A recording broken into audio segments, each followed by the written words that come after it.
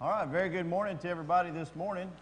Good to see everybody. We're a little light this morning. We've got a lot of our brethren that are out on vacation and traveling and visiting others and everything, but it's great to see each and every one of you here this morning. That is right, Joe. We got to sing louder. That's what it's all about. When there's fewer, you sing louder. So this morning, I want to continue a little bit of what Scott had started. Scott's been teaching on missions for the last quarter, and I got to looking, and the quarter ends in 2 more weeks. And so instead of just starting back up in the life of Christ during this quarter, I thought we'd go ahead and finish out a couple of things in regards to missions. Specifically, last week, Scott mentioned a little bit about a topic that he touched on just for a minute, and I thought I would take this opportunity these next couple of weeks to talk about a couple of things that we don't typically talk about in missions. Now, let me first say this before I continue, is I want to say publicly that Scott did an outstanding job as a teacher. He's an excellent preacher, and it has been just a wonderful blessing to have Scott and Rebecca with us, and I think the church has definitely got to know them better. They've got to know the church better, so it did exactly what we wanted. So we're excited for them and know that they're going to do a wonderful work when they go to Italy. But as I mentioned, he talked about a subject, the culture shock. He mentioned that, and I wanted to expand upon that a little bit more, because there are certain things, whenever you think about fulfilling the Great Commission, everybody knows the Great Commission, right? To go into all the world and preach the gospel to every creature. Well, that is easier said than done, isn't it?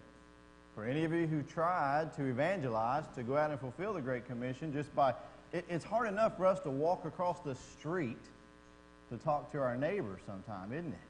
Or somebody in our own neighborhood or somebody in our community. Now, if you think about a missionary, you compound that 1,000-fold whenever you go overseas. And there's lots of factors for the reason that that's more difficult, and culture shock is one of those things. So we are the sending congregation of our missionaries, and we need to understand and know certain things about what missionaries are going through so that we can care for them, just like the Philippians. If you read the book of Philippians, how they cared for Paul by sending for his needs once and many times. And the same way with Margaret Street. We have missionaries that we support, and so we need to be able to understand the things that they're going through, what they're experiencing, so that we can identify it and know how to minister to them better. Does that make sense? And that's, I believe, the reason why we need to study things like culture shock. Now, I will say this right off the bat. Scott and Rebecca already have 12, 13 years of experience as missionaries, and so they won't be quite as subject to culture shock this time that they were the first time going to the mission field. However, that does not mean that they're not going to experience any culture shock. They will still experience it because it's a new culture, and there's a lot of factors, the main thing being the language. And so that's what I want to talk about this morning. I want to start by giving some definitions of some of the terminology that's used so we can understand what we're talking about. We'll then look at some of the prevalent causes for culture shock. Then we'll look at some of the effects that it has on the missionary, and hopefully time to talk about some of the things we can do to alleviate or help that. So when we think of culture shock, the first thing we need to understand is what we're talking about. We're talking about culture. Now, a lot of people, when they say culture, they think, hey, I'm going to go over here to Laja and get me some Mexican food and get me some culture. Or they'll say, hey, I wore my Japanese kimono, that I have, and I've got, or we'll see somebody who travels a lot, right, and they maybe have on some exotic type clothing, and they go, well, there's a very cultured person. Well, that's the way we use those words, but we're not using it correctly, because that's not what culture is. And hopefully, just real quickly, we can talk about what culture is. We need to understand that God created culture. In Psalm 24:1, all the earth is His and everything in it. He created it. And so God created the foundations of marriage and family, law and government, work and economics, worship and religion, all those things have to do with culture and things that God created. And then when you get to Genesis chapter 2, verse 18, whenever he says that it was not good for man to be alone, so he said, if it is not good for man should be alone, I will make him a helper comparable to him. So what that is God is creating culture right there. Here's interaction between two human beings, and of course all human beings then come from that. So relationships and society comes from God. And then of course that famous chapter when you think about culture is Genesis chapter 11, whenever you have the Tower of Babylon. Whenever God confused the languages, and from there everybody spreads out, and that is definitely what most historians, theologians, and everything consider the beginning of true culture. The world's different cultures can all be traced back to that. So God created culture. Now, again, talking about culture shock, we think, well, okay, yes, we need to understand our missionaries, but we also need to understand that there are examples of cultural challenges, cultural shock, if you will, in the Bible. You go to Deuteronomy chapter 6. Go, if you will, turn with me there, Deuteronomy chapter 6.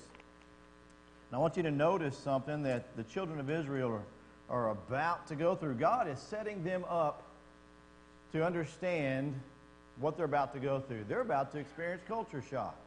How do I know that? Listen to what he says. Chapter 6, beginning in verse 10. And it shall be when the Lord your God brings you into the land of which he swore to your fathers, to Abraham, Isaac, and Jacob, to give you large and beautiful cities, which you did not build. Houses full of all good things, which you did not fill. Honed out wells, which you did not dig. Vineyards and olive trees, which you did not plant, when you have eaten and are full. So, looking at that, what's about to happen is this entire generation, millions of people, have been desert nomads all this time. And they are about to change from living in tents and in the desert into living in cities and homes and becoming farmers and things like that. Do you think they might have experienced a little bit of cultural stress? Absolutely. So what kind of stresses would have that put on, the marriages, for example? Just a few months ago or a year ago, we were just nomads out in the desert, and now here this farmer's having to take care of his family. He's got a lot of stress, and it may put some stress on their relationships. What kind of effect would it have on their spirituality? Look at verse 12. Then, after all that, he says, then be aware lest you forget the Lord who brought you out of the land of Egypt from the house of bondage. Now, there's a whole lot more going on there that we could unpack in regards to that statement, but culture shock is one of those things. They're going to deal with some stresses. Now, another example in the New Testament of culture shock, if you will, or a cultural challenge, is in Acts chapter 15. In Acts chapter 15, you might remember that's when Paul and Barnabas were sent back to the elders in Jerusalem because there were some Jews who had become Christians who were saying that in order for a Gentile to become a Christian, he must first become a Jew. And then he can become a Christian, just like we did. And so there were all these questions coming up. There was difficulty while attempting to transmit the gospel message from one culture to the next. How do we transmit this message to the Gentiles? Should Gentiles assimilate into the Jewish culture first? And since Christ was Jewish, then therefore we as Jews, should we maintain certain cultural aspects? You see, there's some questions there, some cultural challenges there that these missionaries, Paul and Barnabas and others, had to deal with because of trying to preach the gospel.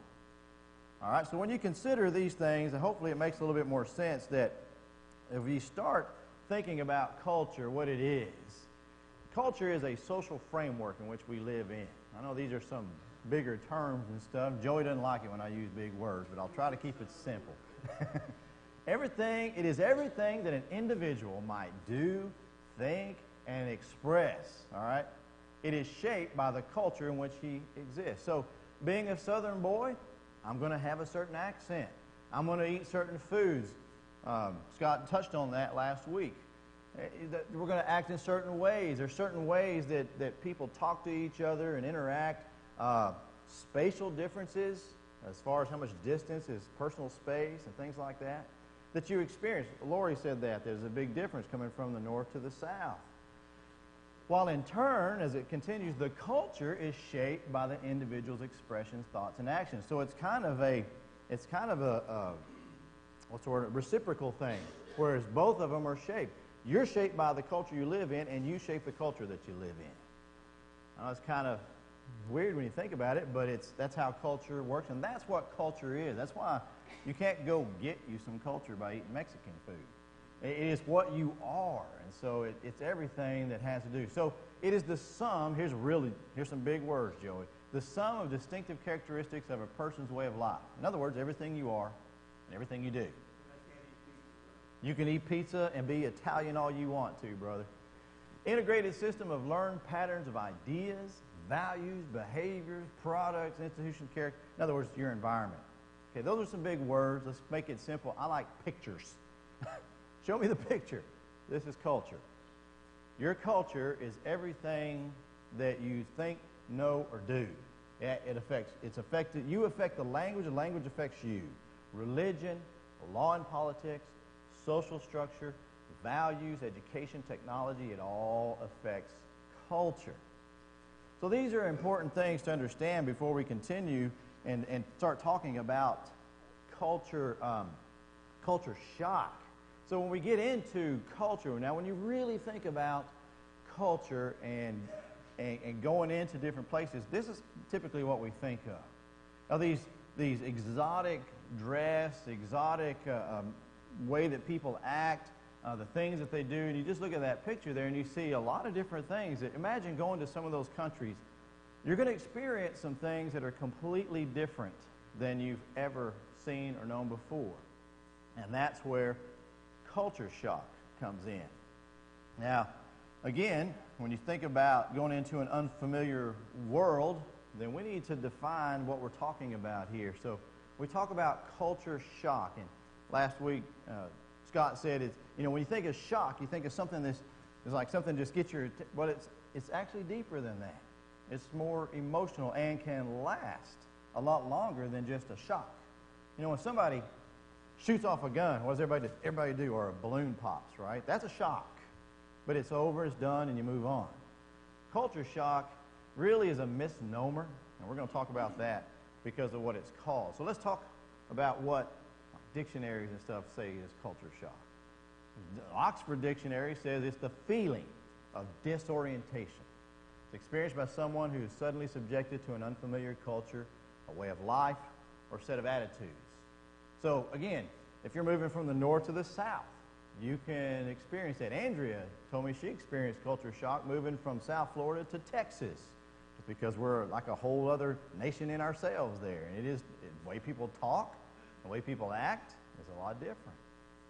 Another definition comes from sociologists that say culture shock is the personal disorientation of a person who may feel when experiencing an unfamiliar way of life due to immigration, or a visit to a new country, or a move between social environments. Now, when it says a visit to a new country, I would submit to you that you're going to be there a while. It may be shocking, some of the things that you see, but culture shock, like I said, takes a little longer. So if you're visiting, say, for a month, then you could definitely feel the effects of culture shock.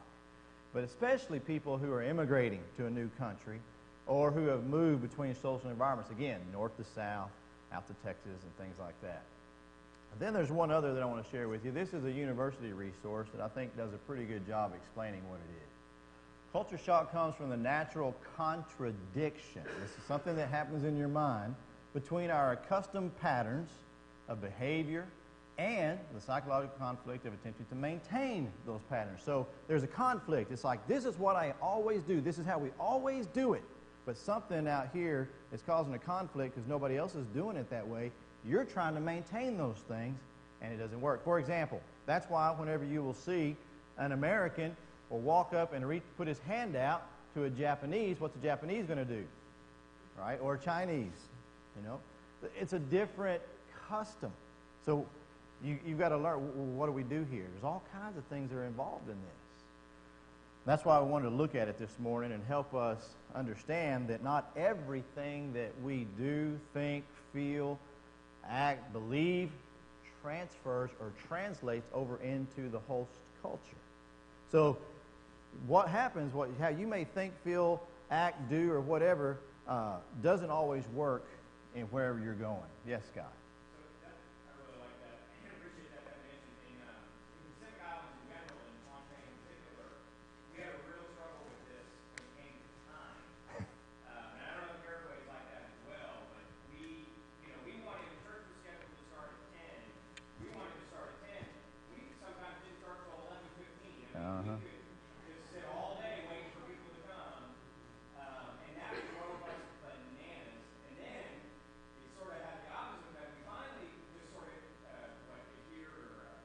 Adjusted their way, and then we came back here, and we're supposed to start at 9, and Rebecca and I get here at 9:01 sometimes because we kind of forget. So we're not thankful not to. Yeah.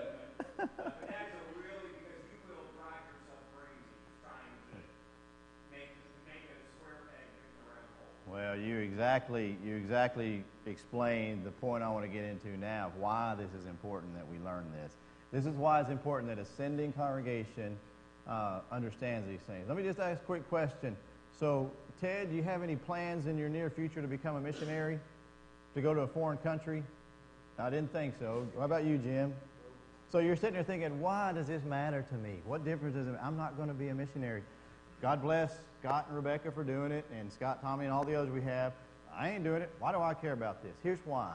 Because they're our missionaries. And listen to what these things can do. From just these definitions that I've showed you, it has been identified as a mental health condition. Now, when we say that, we think, okay, he's crazy. That's not what we're talking about.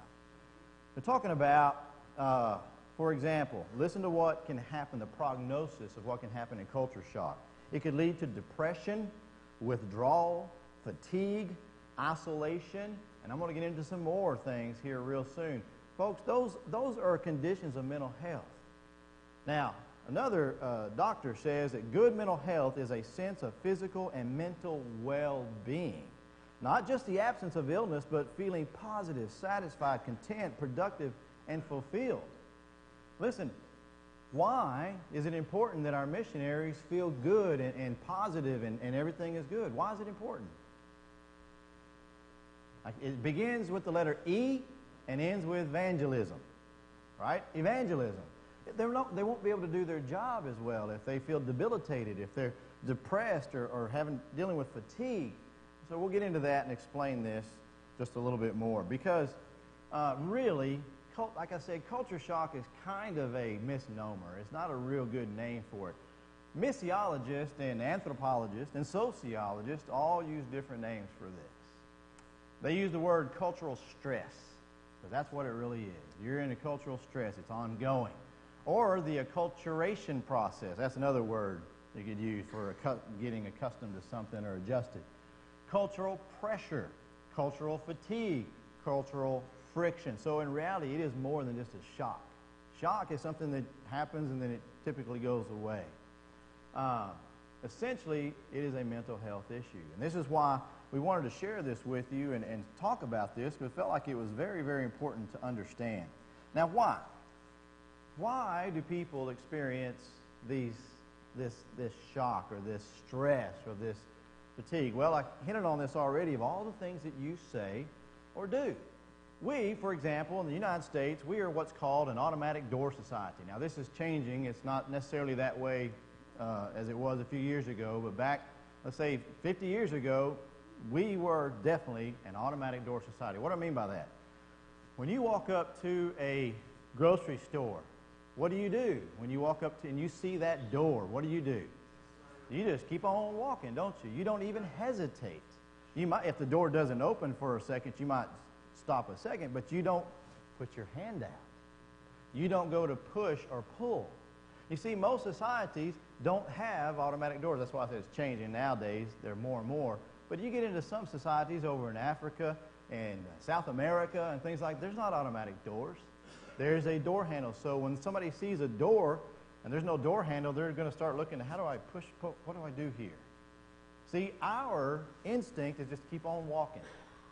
This is called a cultural cue. That is your cue. When you see that, you know what. Another way is they're familiar anchors, okay? And we have a ton of them. We have tons of cultural cues. Greetings that we just talked about with the handshake versus the bow. The way one sits. You know, Scott mentioned this last week, that you had to sit upright in certain cultures. In other cultures, you can slouch, or it's considered rude, or there's different ways that it's taken. Eating. We experienced this in Paraguay. You are not allowed to eat your food with your fingers unless it comes in a box, like Burger King or something, or French fries. But pizza, you cut it with a knife and fork. And you don't eat with your fingers. And there have been times in Paraguay when Andrew's eating with her fingers, and everybody's looking at her. And I remember one time a bunch of Paraguayans came to an expat party that they were having. They had a bunch of barbecue. And it was just all the barbecue sauce all over the ribs and everything. And this Paraguayan's trying to cut it. And I said, listen, you got to be an American here and pick it up and eat it. And they were like, yes. And they got all excited. So eating is one of our cultural cues, the way that we eat. Scott mentioned this last week, waiting in line. Let me tell you something. You walk up to an elevator, all right? You push the button. I'm this close. Here's the door. And I'm this close to the elevator. Other people come walking up. What are they going to do? They're going to get behind me, right? Not in Paraguay. Right in front of me, right here. And then another person will slide in. And what's weird is the door will open and they'll start to enter. And I'm thinking, folks, they got to get off the elevator before you can get in the elevator, but it doesn't even cross their mind because that's not how their culture works. The pharmacy. You know, here you go, one-stop shop, Walmart, or even the grocery stores, you can go up to the pharmacist. Not so, like in Paraguay, for example. They're separate stores. There are no drugs. And the thing about in Paraguay, you can get all kinds of over-the-counter drugs that you can't get here. Because here they're either prescription only or something like that. You can get all kinds of stuff in Paraguay because they don't have the laws that we have.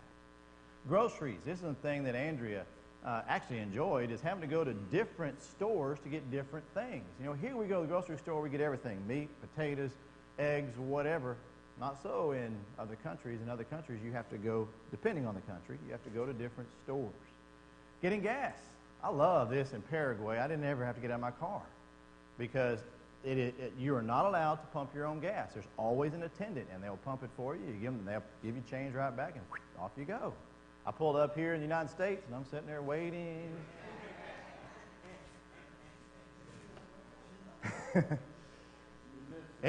I was going to say 50 years ago. Yeah, 50 years ago. Renting a house. Totally different experience in Paraguay. Entertainment.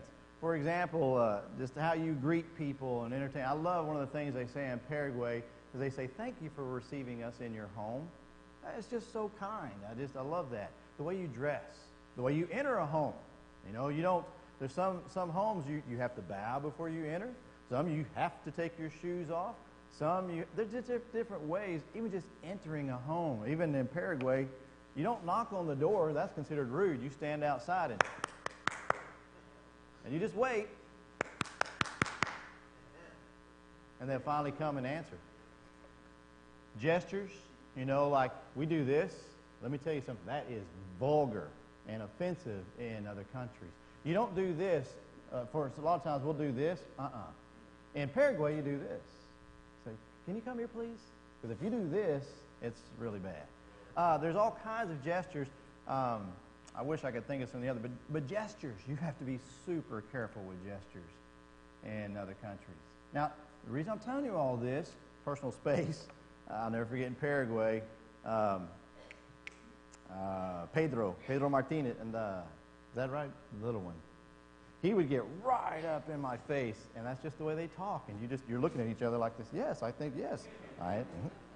You bet. Oh, it's so good to see you. Eye contact in Asian cultures and stuff like that. It's rude to make eye contact. You need to whenever. It's good to see you, sir, and everything, and you just kind of look around them. You don't look at them. Okay, why is all this important? Because our missionaries have to learn these things. Because I can't walk up to you and go, hey, buddy, how you doing? And shake his hand and everything, get up in his face or whatever, you know, doing these kind of signs. You know, it's okay to like Jesus. You see what I'm saying? All those things can affect preaching the gospel. That's when Paul said, I become all things to all men. He's including these type of things. It's important that we communicate on the level. We go sit where they sit, as Ezekiel says. And so these are very, very important social cues and cultural cues, these familiar anchors. Now, here's where culture shock comes in. So you have these cultural cues, and here's another picture I meant to explain. So some countries are closer to each other and some are not. Notice that the United States and Japan are pretty far apart. That's because our cultures are pretty far apart. But the Arab culture and even Spanish culture is closer to Japanese culture. You didn't realize that. It's because there's certain cues that they have that are similar. That's just a spectrum that I found I thought was very interesting. So here's a cultural cue. I want you to experience culture shock right now. So you're in this country. You don't speak the language. You're in a Latin country. And you've got to get to the Office of Immigration. And do you see a word up there that looks like office? You may not know that word, but it looks like officina, something like that. All right. Or if you're going to go in this door and you see that word prohibido, what does that look like? Prohibited. All right. So you haven't really lost the total social cue, this anchor, this familiar anchor, because at least you can kind of, number one, you recognize the letters. Number two, even the word is very similar. And you can operate a lot. Say you're in an airport in Madrid or something like that. You can operate a lot just by noticing words like this. But what if I were to take the same words, the exact same words? You got to go to the Office of Immigration in Russia. Or you're going down this road and it's prohibited. And you're like, I don't know what that means. I remember this little boy in Paraguay started cussing me out in Guarani. He was a little street kid, and we got problems with street kids down there. We try to minister to him, but some of them are very, very angry kids. He starts cussing me out in Guarani, and I just smiled at him. And he looked at me, what are you mad? Why are you doing that? And I said, in Spanish, I said, I don't understand the word you're saying in Guarani. You can cuss me all day long. It means nothing. Made him even madder. So anyway. What if I put up these? Now you don't even recognize, at least in Russian, you recognize some of the letters, right? There's a K and an A, and I kind of get it, so at least I can kind of, but then you get into Chinese, and you're like, I have no clue. That's culture shock, folks. That's where you're starting to get into, and imagine your whole world is that. You don't know where to turn, you don't know what to say, you don't know what to do. You don't even, and there's important things, that you need to know, like how to order. What's the first question? Usually the first phrase that everybody learns in a language is, where's the bathroom? Right? Where's the bathroom? That's a necessity that we have to fulfill. All right, I won't spend a lot of time on this and run out of time, but here is just this graph that shows ongoing cultural stress. Now, everything above the line, are things that the missionary will feel and go through as they're going through this cultural stress. Everything below the line helps them in that. So, for example, you look third one down, frustration. If they're frustrated, well, if you can help them with their emotional security, it will help eliminate some of the frustration. So notice the red there, if you can read that. The primary factor in reducing cultural stress is communication, to help them understand. And so a missionary will go through all of these. Like I said, Rebecca and Scott are seasoned missionaries. But they're still going to go through these things. They will, when they first get involved, there's going to be some involvement stress there because they don't speak the language, they don't know the culture just yet. There's going to be some value differences, I guarantee you, because, for example, drinking wine is very common in Italy. And so how do you deal with that whenever you're going over to somebody's house to evangelize and they're going to have dinner and they offer you a glass of wine? Frustration, they're going to go through that. And then temperament differences. The way Italians are going to respond to a problem is going to be totally different than an American. I remember E.K. Yegros told me we were having a problem with a young man, and the Paraguayans were talking it out, and he turned and he says, I think Troy should handle it. Why should I handle it? He says, because Americans are very cold and direct. You'd be perfect for the job. Okay. So what this does then is this helps us understand that they're going to go through this. All right, they are going to go through not probably as extreme because they've already experienced it. So here's the thing. Here's the difference between Scott and Rebecca. They'll be able to identify these things faster than they did the first time. And so they will be able to say, oh, we need to do some things to take care of this. Listen, language is the most common thing. That's the first thing that you need to get down. You need to have the language down because without the language, it's impossible to communicate. And I think Scott even said this, that once they learn the language, then all of a sudden doors open up. Same thing with Andrea and myself. The first year of just learning the language and the culture was difficult because we didn't know really where to go. We was kind of afraid to, but we're still learning. But man, by the 5th year, we're traveling to other Spanish-speaking countries and everything else, having no problem because we speak the language. It was no longer an issue. And even now, going back to I can tell you, years ago when I was first getting involved in mission work, I was terrified whenever I was supposed to meet Ed Temple in Panama, and I was going to get there about 6 hours before he did. I was terrified because I was worried about my Spanish, that I'd be able to speak, But now it's like, I wait 3 or 4 days for them, or I'll leave after them because I speak the language. It makes all the difference. In fact, one missionary told me that language to the missionary is like oil to an engine. Obviously the engine can work without oil, but not very long, and it just keeps everything running smoother. And that's why language is so important. Now, something that happens with missionaries, we're talking about culture shock, and I hope you're seeing that all of this is a phenomenon that takes place in people, especially missionaries, that deal with new cultures, is this culture shock. But what happens also is there's denial that's involved, and identifying this is important. Because a lot of times a missionary will say something like, well, okay, yeah, I'm having a hard time here, but hey, at least I never experienced anything as bad as Paul. Did Paul experience some difficulty in his life? Read 1 Corinthians 11. You're going to see he was beaten, he was left for dead, he was shipwrecked, he had all these issues and stuff that he had. And so, yeah, you probably won't experience that, the persecution and stuff that Paul did. But I submit to you that you and Paul, the missionary, an American missionary, and Paul are not on the same playing field. Why do I say that? Because first of all, Paul actually traveled within his own country. Do you realize that?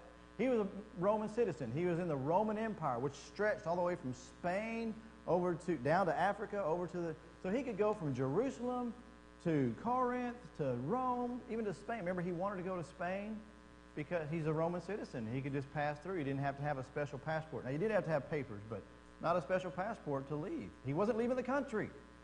So if you travel around the United States, do you still feel pretty comfortable? Yeah, for the most part, because these are my fellow countrymen. All right, not only that, Paul also spoke the language.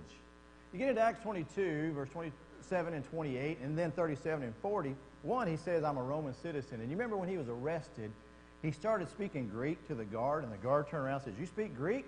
And he says, yes. And he goes, you a Roman citizen? Yes. And then he goes, can I speak to the people? And he said, sure. And he allows him, and so Paul turns around, he starts speaking to him in Hebrew. So Paul spoke Hebrew and Greek and probably Aramaic, so he knew the languages. The thing about the Roman Empire is all over the Roman Empire, everybody at least spoke Greek, because that was the language of commerce. But he also probably knew some Latin even, I would imagine. So he wasn't having to cross a lot of barriers when it comes to, in fact, think about it. He wrote these letters to Corinth. Where's Corinth located? Greece. And what did he write it in? In Greek. The same letter he wrote over to other places, he wrote them in Greek. So he was writing, everybody was speaking the same language. So he didn't have to cross that barrier. Third thing, commerce and money would have been the same. A denarii or a shekel or something is going to be the same all across the Roman Empire. Neither would he have food or shelter peculiarities like we do in other countries. Now, there would be some differences. The Hebrews lived different than the Romans, but overall, it's pretty close. He lived in his own rented house in Rome, remember? And so he didn't have to cross that barrier. Even differences of social norms and customs wouldn't have been much of a great effect on him because he was familiar with Roman customs because he was a Roman, and he was familiar with Jewish customs because he was a Jew. So when he says, I became all things to all men, he's talking about within his own country. It'd be like me saying, I became a Californian to a Californian, a New Yorker to a New Yorker, or something like that, being a Texas boy. You know, do I act different around New Yorkers? Absolutely. They have a different culture. How about Californians? Yes. Can you do that? I love it. I have some friends of mine that their whole demeanor changes when they get around somebody from another state because they maybe lived there or spent time there. In fact, you get on the phone with my brother or my dad, you want to hear my Texas accent, it comes out real thick then, let me tell you. So we start speaking like Boomhauer on what was that show? Yeah, that's what I'll see. All right, modern missionaries most likely are going to have a much different experience. They're not likely to be persecuted like Paul was, but the stresses that they're going to go through are a whole lot different and still just as serious as anything that Paul went through. All right, that's why we need to understand these things and realize it's an important point. I want to get to that, yeah. One thing about that, too, and I'm sorry to take some time, I should say all this up on speak when I have a class, but everything's relative, too. One thing that happened to us, we found, and this is not the case with you, Margaret, but in many cases, missionaries always have this competition as to who has suffered the most and who has, given up the most. And when we were in Pompeii, I remember we were talking about how, we sent out an email just talking about the difficulties getting in touch with this person that lived in Pompeii years ago. And emailed us back and said, well, when we lived there, we didn't have email. And I remember thinking, yeah, that's true. You have to wait for the regular mail. But so did everybody else. That's right. My parents lived in different states than their Yeah. families. And back then, you couldn't call from state to state for free. It wasn't like I had email and you were right beside me without it. Right. So everything is relative as well. So things that Paul dealt with were relative to his time. That's right. Things we deal with are relative to our time. Very good point. And I'm glad you didn't say all these things last week, because my point I'm trying to get across today is we need to care for our missionaries. We need to understand these things. That would have been kind of awkward for you to say, y'all need to care for me. So I'm happy to do this. Being a missionary and understanding, when you said that, it just sparked. In fact, what I'm teaching off of is a research paper that I did in my studies of missions, and so there's a lot more information that obviously I can't cover in a 30-minute class. Now, he also mentioned last week, Scott did, that this culture shock, really the better phrase for it is a acculturation process, because that's what it is. It's a process of acculturating, of adjusting to a culture. Usually has different stages. Now, it depends on which missiologist or sociologist or anthropologist you talk to. They're going to list them in different ways. But essentially, it's the glamour stage, the rejection stage, and the identification stage. Some of them call it the honeymoon stage, then the crisis, then recovery, and then finally adjustment. Some of them go even deeper and say a honeymoon stage, distress, reintegration, autonomy or adaptation, and then independence. All these are known as culture shock. Scott and Rebecca will go through this. All right, this is just part of it. So the honeymoon stage is exactly what it says. That first one, the glamour stage. They might feel very positive and curious. I guarantee you, Scott and Rebecca are excited. They want to go to Italy. I guarantee you, they've both probably had dreams and thinking about what they're going to do, and all this is going to be great and stuff like that. We're going to experience this new culture. And that's all normal and typical and acceptable. Exciting new experiences and things like that. And what happens is, now we're going to talk about a new missionary, is there is this mentality, it's almost like tourist wonderment. Oh, we're going to explore and see all these things. There's no real cross-cultural communication taking place during this stage. All right, because you don't know the language, you don't know the cues and things like that. Really, you need to spend time just getting to know the culture. And so what happens then is their idea, their perception of the host culture is clouded with their own idealized view of the culture. Then what winds up happening, depending on how much they idealized it, they're going to slowly begin to realize that their original thoughts and perceptions do not match up with reality. So that's this honeymoon stage. And What was positive at one point now becomes negative. What was once admirable now becomes detestable. You know, and this is moving from that glamour or honeymoon stage into the rejection stage. Now, the honeymoon stage, it depends. It can be anywhere from a few days, months, not typically more than a year. It's usually way less than a year that goes away pretty quick. And it's usually the realization that I don't have a ticket home. You know, that's the realization. Because when you go and visit someplace, you still have a ticket to go home. You know that, well, whatever these people do, I'll just go back to the hotel and I know I'm going home in a few days or weeks or whatever. Not so for missionary. He's there, and that's when he comes to realize, okay, we're in this. So then you get into what's called the rejection stage or the crisis. The more that one has idealized the host culture is more severe the rejection stage.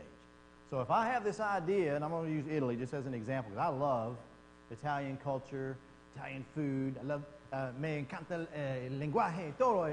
That sounded more French than it did Italian. Mamma mia. Anyway, I love all that. So in my mind, let me tell you, I'm excited about seeing Italian culture and the beauty of the place and everything, and I'm going to have this huge, grandiose idea of it. But if I was going there to be a missionary, after a while, whenever I start losing those cultural cues, those cultural anchors and things like that, then all of a sudden, you know, I don't like this so much. Why do you say Mamma Mia? That's ridiculous. You see what I'm saying? This is where the rejection stage comes in because of how much you've built it up. And this is where most of the stress will happen. All right? This is where most of it happens. Now, this is why it's such serious business. Reactions from when you get into this stage of true cultural stress, the reactions vary from mild annoyances to profound disorientation. It can be anything from bewilderment, disengagement, paranoia, homesickness, of course, feeling helpless, depression, sadness, irritability, anger, hostility, sleep deprivation, eating disorders, hypochondria, and even possible drug and alcohol abuse. Folks, this is serious business. And we've seen it happen to different people. That definitely has an effect on a missionary. And it is definitely a mental health thing that we need to be careful about and be supporting our missionaries. My own personal experience of this was when we got to Paraguay, and I'm going to run out of time before I even get to some of the main points. When we went to Paraguay, we were down there, and when I was lived in the United States, I like to hunt, I like to fish, I like to go play golf, I play my guitar, I like to go canoeing, camping, and things like that. When I got to Paraguay, these counselors came through. There's these counselors that are professionals there in South America that help missionaries, and they came through, and they noticed that I was pretty stressed because I was working all the time and doing everything, and they said, "Troy, tell me about what you like to do." And I told them all that. He goes, "Well, what are you doing here with those?" Nothing. I wasn't hunting or fishing. I wouldn't fish in Paraguay. It's hard to hunt there too, but golf, I wasn't doing golf. I didn't even bring my guitar with me. Certainly not going camping because I don't know what kind of people are out there. You know, it's like I was doing nothing. I had no release whatsoever.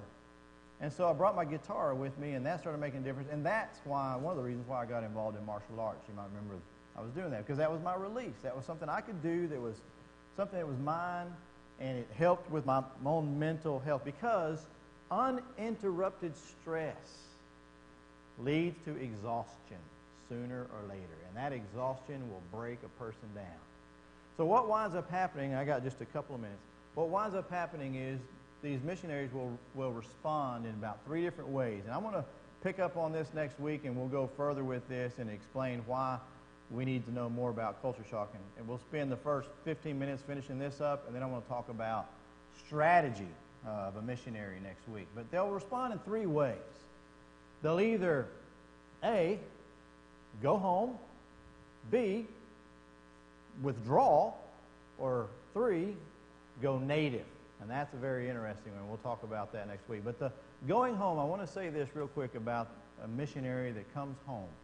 We should never, ever make a missionary feel guilty if they decide to come home. Let's say they've been over there a few weeks or months and then they decide to come home, well, we need to embrace them, and they should never feel guilty for that. Because think about it, that's why this kind of stuff is important. If we were to leave that missionary over there and they were to just be miserable, guess what? A, they're not going to be evangelized. They're not going to be doing the job that we sent them over there to do. B, they're going to be wasting the Lord's money, and we're supposed to be good stewards of that money. And then it can cause all kinds of other problems within teams or the church and things like that, which is what we will talk about next week when we get into these stages. So hopefully you'll be here next week. We will continue. I'm going to talk about those three different responses, and then what we can do as a congregation to help our missionaries get through this process the same way that the Philippians helped Paul. And then we'll talk a little bit about strategy, and that'll wrap up our quarter for missions, and then beginning in March we'll start with the life of Christ. Thank you so much for your attention. We'll now prepare for worship.